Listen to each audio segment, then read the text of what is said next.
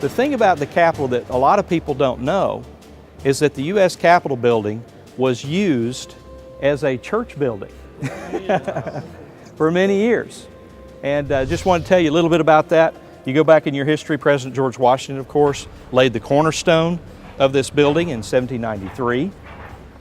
But it was just a couple of years later, while this building was still under construction, that we've got a report in a Boston newspaper that they were having church services on site while this thing was still under construction.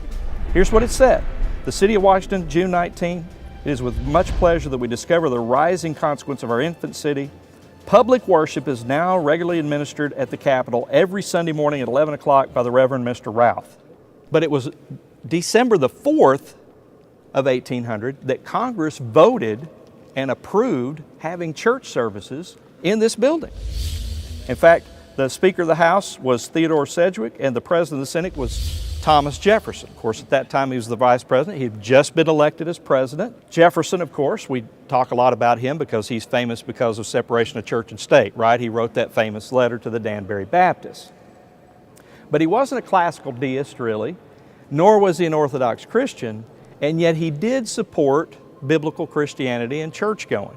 He began coming to church here on January the 3rd, 1802. That was 2 days after he wrote that letter to the Danbury Baptist Association, talking about that wall of separation between church and state.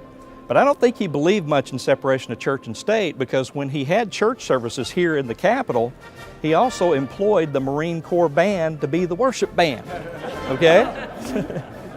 And so you had the speaker's podium doubling as a pulpit and the Marine band leading worship under Jefferson.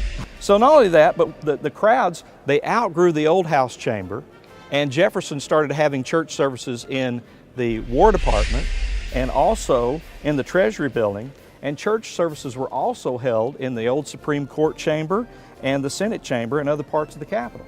And so Thomas Jefferson was the first multi-site church planter, okay?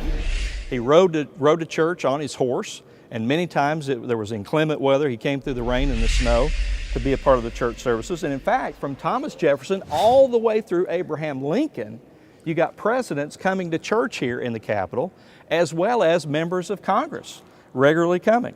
And it was in this building that they heard the chaplains that were appointed by Congress to preach, and also the U.S. Speaker of the House appointed preachers to preach the unsearchable riches of Christ right here in this building.